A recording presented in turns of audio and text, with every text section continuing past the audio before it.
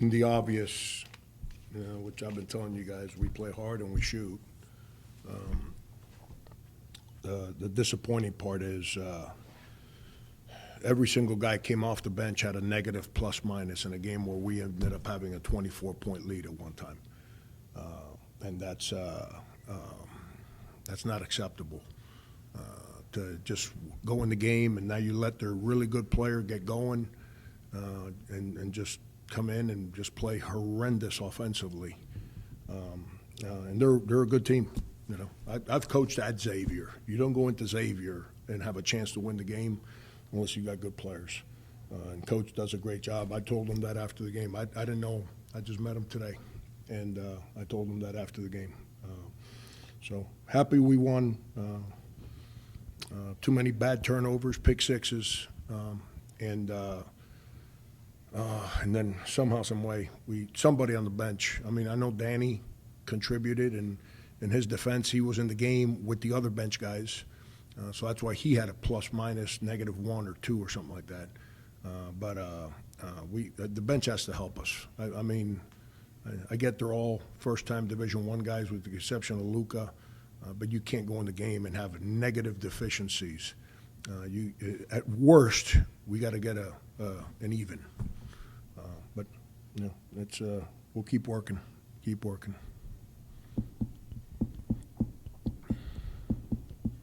Marcus Banks Jr. only 3 points last game against Albany. Now with 26, what did you do to get him better looks or more open shots? He practiced. I told you guys last week. It's hard. It's his first year here. Like, if he don't practice, how does he know what plays we're trying to run to attack the defense that we're playing against? I mean, it's everyone thinks that basketball is like video games, that just kind of control a guy and that guy does whatever. You got to practice. You play with 4 other human beings, and you got to be prepared for the tempo of the game, and everybody defends differently. So today we're playing a team that switches 1 through 5. So we had to put stuff in to create switch cuts. But he practiced last week. He practiced for 5 minutes on Wednesday. Didn't practice on Wednesday, Thursday, or Friday, and gutted it out and helped us win. So, it's. I know I'm not the most chipper guy in the world, but leading scorer in the history of South Carolina, second leading scorer played for me, leading scorer in the history of K-State played for me. Guy set the record for the most points in a UMass uniform, played for me. I have an idea how to play offensive basketball, but it's his first year with me, so he needs to practice. And when he don't practice, it's really hard to create structure to help him. You were voicing your frustrations on defense in the sideline for a lot of the game. Were you noticing the same issues you saw in the first couple games, or were there new areas? Yeah, the bench started it. We're up 23, 24, total control of the game, and I made some substitutions. And we let Mosquera get going because we don't guard. Then we started giving up corner cuts, and and then they just spaced us. And when their big kid fouled out, which is right when we popped the game open, they just spaced us and started driving us. They didn't run any offense. They would just drive the ball. And we, were awful on our rotations. And guys on the ball were just cheating to drive because they were getting beat. And you can't cheat. You got to defend. And if they beat you, you got to trust your help. And our help was really bad today. And but it's winning's better than losing. When I wake up tomorrow on short sleep because I got to watch film for tomorrow morning's practice. Even though I'm on short sleep, I'll feel a lot better than if we had played really hard and lost 60-59. So, but we got to be a lot better defensively. We were pretty good for the first 30 minutes. Like, I mean, we were defending. They made some hard shots, but we were defending. The last 10 minutes was an absolute joke, and that's totally unacceptable.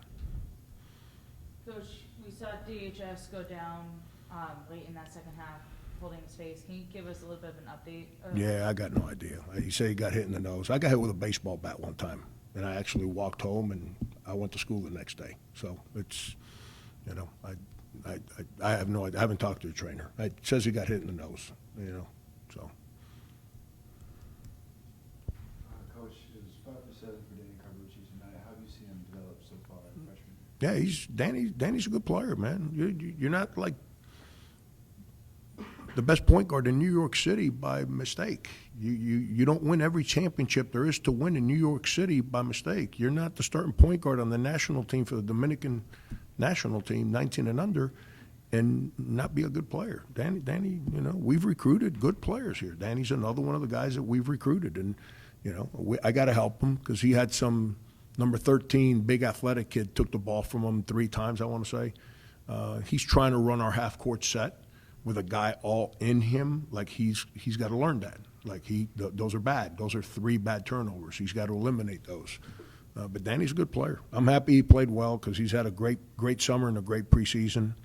And I know he's a little frustrated with how he played against Marshall. He played a little better last game, but he didn't score.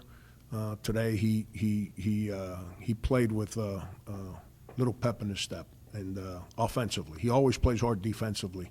Offensively, he played a little giddy up, which helped us. We needed that. Those opening 5 minutes in the second half can go up 24. I know the starters were in. What were the starters doing differently during that stretch? No, that's how the game was starting to flow to close the first half.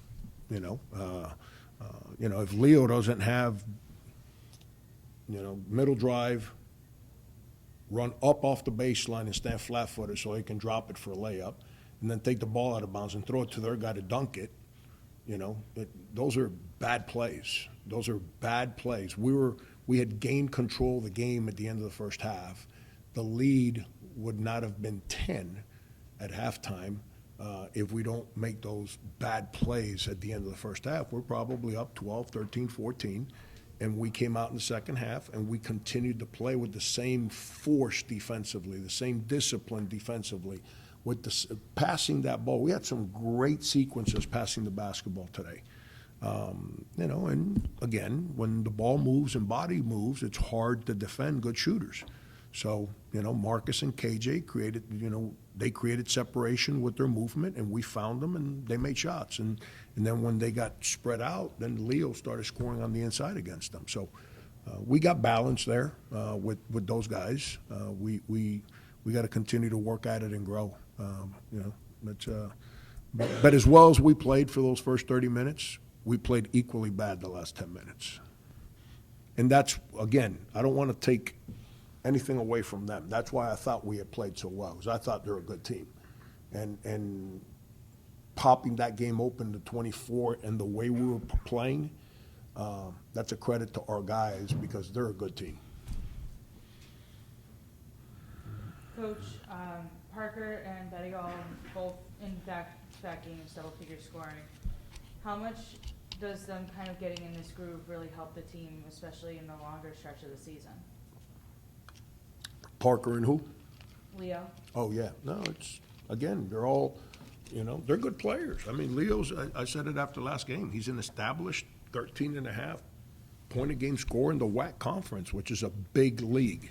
When I mean big, I mean their players are 6'9", 7 feet tall. It's a conference that has really good players, and Grand Canyon's one of the better teams in the country for the last 4 or 5 years, and those are the teams he's been playing against, and he knows how to play. Now he took his foot off the accelerator today, and as a fifth-year guy, like when our subs went in there and did what they did, when he went back in there, he should have been more zoned in because Marcus did. Marcus came out and the other guys came out, and Leo had layups, 2 defensive rebounds that he's got to get. And, someone said to me, man, he grabbed 14 rebounds. Yeah, but he needed to have 16 because there was 2 defensive rebounds that he had to have right when they were making a run that he just tried to play volleyball with one hand and be cute. And it's that's to win a championship, you got to own all those plays. But he's a good player. KJ's a good player. I'm happy for KJ too. KJ's ball started, he's starting to make shots in games. Again, he didn't play well against Marshall. His ball didn't go in. First half the other day, he was 0 for 7 maybe from the field, and he went out in the second half, made some threes. I think that allowed him to relax, and obviously you saw the way he played today. We just, our guards have to grow defensively. We're not there yet. Coach, you touched on this at the beginning, but only one field goal from the bench outside of Danny Cargucci tonight. What do you? It was awful. It's embarrassing. It was awful. And they practice hard. But you know, it was awful. That's unacceptable. I don't, like I told the team in the locker room after the game, I don't sell it. I'm not, winning is really complicated, and winning is really, really difficult. It's hard for me as a coach to be happy when we won a game, but we didn't play as a team. Playing as a team means that guys that go in the game do their jobs. Doesn't mean they have great stats. They do their jobs. The guys off the bench today didn't do their jobs. I didn't stop coaching when we were up 24. You know, you understand what I'm saying? Like that's how good teams play. I don't care if we would have won by 21 or 31 or even if we had won by 14, but we had played the right way. Then I'm okay with that. But you know, totally unacceptable. Our bench, complete joke what they did today. They didn't defend anybody, played selfishly offensively, turned the ball over, no force, no pop, and again they practice hard. So I got to be a little patient because most of them are playing Division I, with the exception of Luca for the first time. But that doesn't mean that, you know, I'm a dad, man. When my kids don't do what my wife tells them to do, I don't come home and hug them and kiss them. I punish them first. Then I hug them and kiss them. That's how it works. And these are my guys. They play hard, but that's unacceptable. That's total disrespect to what we try to get accomplished every day in practice. It's a disrespect as teammates to the starters that played so hard to go out there and do the stuff that we did. Does that mean they're bad guys? No, but that's the truth. And you know, so we got to own it. We got to coach it.